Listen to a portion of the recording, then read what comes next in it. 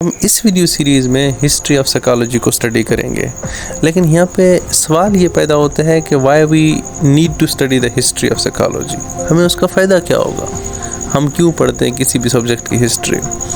دیکھیں، I can give you at least 4 reasons for which you need to study the history of any subject that you are studying. پہلی بات تو یہ ہے کہ by studying the history you can have a deeper understanding of the subject. جب آپ کسی بھی سبجیکٹ کی ہسٹری پڑھتے ہیں تو اس کے ڈفرینٹ پرسپیکٹیوز آپ کے پاس آ جاتے ہیں، تو وہ جو ڈفرینٹ پرسپیکٹیوز ہیں نا، وہ ڈفرینٹ انداز میں ڈفرینٹ اینگل سے ایک ہی سبجیکٹ کو کور کیا ہوتا ہے، ایک ہی ٹاپک کو کور کیا ہوتا ہے مختلف لوگوں نے۔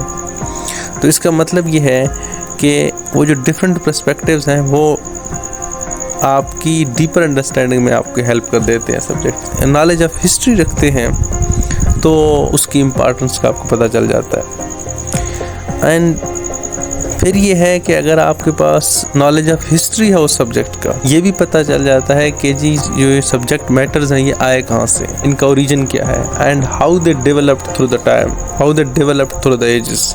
By understanding the history you can have a deeper understanding of the subject. And the second reason for which you need to study the history of psychology is that you recognize the fads and fashions of different ages. اب دیکھیں، اگر آپ psychology کی history کو پڑھیں گے تو آپ کو یہ پتہ چل جاتا ہے کہ بعض اوقات ایک تھیوری صرف اس بنیاد پر ریجیکٹ نہیں ہوتی چونکہ وہ غلط تھی، بعض اوقات کچھ ویو پوائنٹ اور کچھ آئیڈیاز صرف اس لیے بھی ڈارمنٹ ہو جاتے ہیں just because they become unpopular for the time being.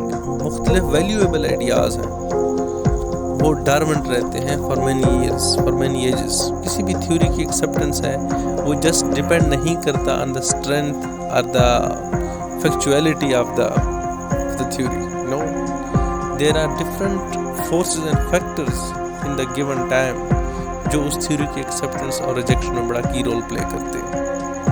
سو ان فورسز اینڈ فیکٹرز کو یا فیڈز اینڈ فیشنز کو انڈرسٹینڈ کرنا بہت ضروری ہے کہ جن کے ہوتے ہوئے کسی تھیوری کو کتنی پذیرائی ملی اور کسی تھیوری کو آؤٹ رائٹلی ریجیکٹ کیا گیا۔ تو ان حالات کو بھی سمجھنے میں آپ کو بہت ہیلپ ہوتی ہے اگر آپ ہسٹری کو اسٹڈی کرتے ہیں۔ دیکھیں، میں آپ کو 2 ایگزامپل دے دیتا ہوں اور بہت کامن ایگزامپل ہے۔ پہلی بات تو یہ ہے کہ سائیکالوجی میں ایک تھیوری تھی جس کو کافی پذیرائی ملی ایک دور میں، جس کو ہم فرینڈالوجی کہتے ہیں۔ کریکٹرسٹکس آف پرسنالٹی بتا سکتے ہیں by studying the bumps and depression on the skill of a person. کسی انسان کے سر کے اوپر جو بمپس اینڈ ڈپریشن ہے ان کو دیکھ کے ہم بتا سکتے ہیں کہ اس بندے کی پرسنالٹی کریکٹرسٹکس کیا ہوں گے۔ اور یہ جو آئیڈیا تھا یا یہ جو تھیوری تھی، یہ جو فیلڈ تھا، یہ کافی دیر تک مقبول رہا۔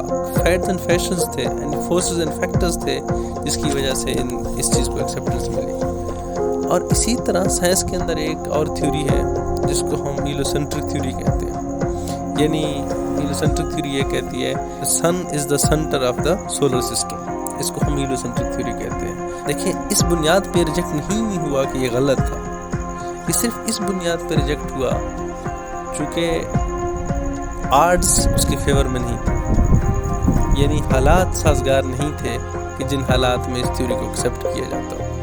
And that is why this theory remain dormant for so long. History of psychology جانتے ہیں تو آپ کو پتہ چل جاتا ہے کہ بہت سے ایسے ایریاز ہیں، بہت سے ایسے تھیوریز ہیں جو صرف اس وجہ سے ڈارمنٹ ہیں، اس وجہ سے ان کو منظر عام پہ نہیں لایا جا رہا یا ان کو سامنے اتنی پذیرائی نہیں مل رہی چونکہ for the time being they are not important, for the time being they do not seem as good as they are.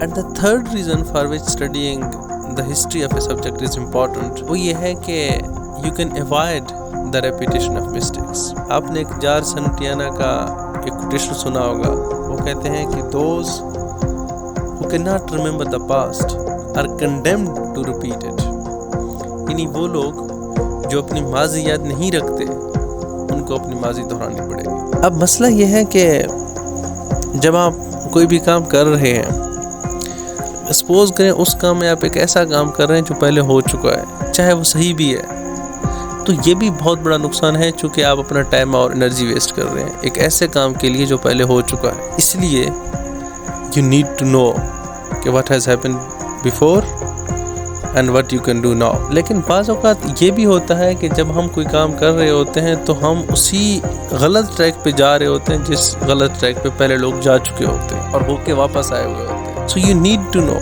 what has happened before. تو اس لیے ہسٹری کا علم ہونا بہت ضروری ہے. چاہے آپ مسٹیکس کو رپیٹ کر رہے ہیں، چاہے آپ کسی کریکٹ کام کو رپیٹ کر رہے ہیں، یعنی you are reinventing the Wales.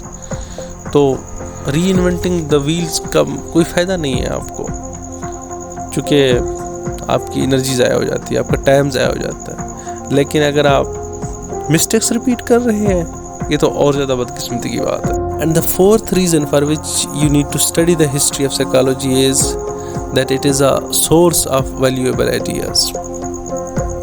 دیکھیں میں recognition of fads and fashion میں یہ بات بتا چکا ہوں کہ بعض اوقات آئیڈیاز صرف اس بنیاد پہ ریجیکٹ نہیں ہوتے کہ وہ غلط ہے، وہ اس بنیاد پہ بھی ریجیکٹ ہوتے ہیں چونکہ کنڈیشنز ان کے فیور میں نہیں ہوتے، سرکمسٹانسز ان کے فیور میں نہیں ہوتے. That is Y those ideas remain so dormant for so long. وہ آپ ڈارون کی تھیوری آف ایولیوشن لے لیں، وہ آپ ہیرو سینٹرک تھیوری لے لیں، یا آپ فرائڈ کی تھیوری آف انکانشیس موٹیویشن لے لیں.